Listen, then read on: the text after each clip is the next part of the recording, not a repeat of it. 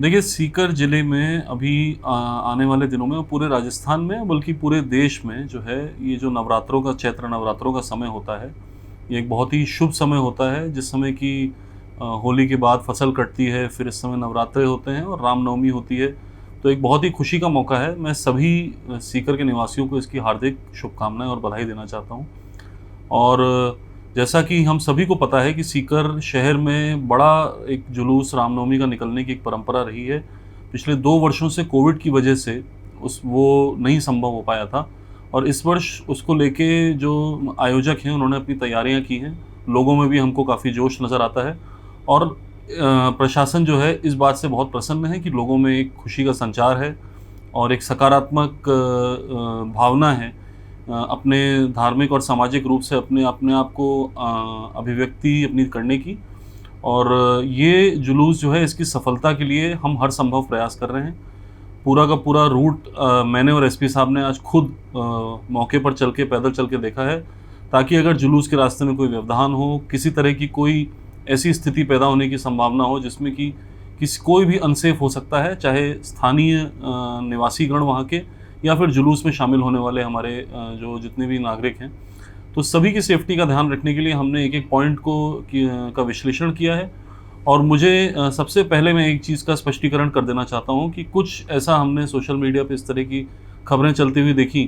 कि आज जो हमने धारा 144 का ऑर्डर निकाला है वो जुलूस को रोकने के लिए है या जुलूस की अनुमति को कैंसिल करने के लिए है। ये सरासर झूठ है और एकदम ही फर्जी खबर है।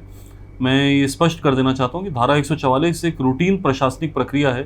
जो सभी मेजर इवेंट्स के पहले लगाई जाती है, चुनावों में भी लगाई जाती है और जितने भी बड़े धार्मिक और सामाजिक कार्यक्रम होते हैं या अन्य कार्यक्रम होते हैं या कोई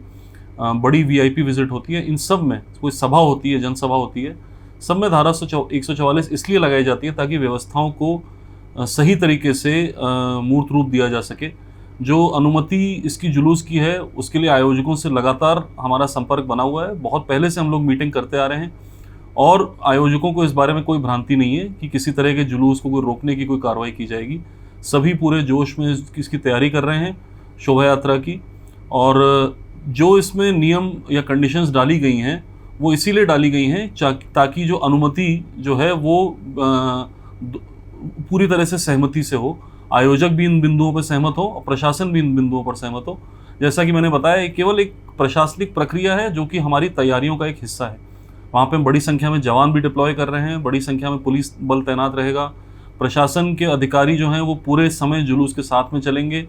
और सुनिश्चित करेंगे कि हर जगह जुलूस को भव्य रूप से उसका स्वागत भी किया जाए और हर जगह वो सफलतापूर्वक पहुँचे अपने अंतिम गंतव्य स्थल तक। तो ये हमारे लिए भी उतना ही बड़ा और उतना ही महत्वपूर्ण आयोजन है जितना कि सीकर की जनता के लिए।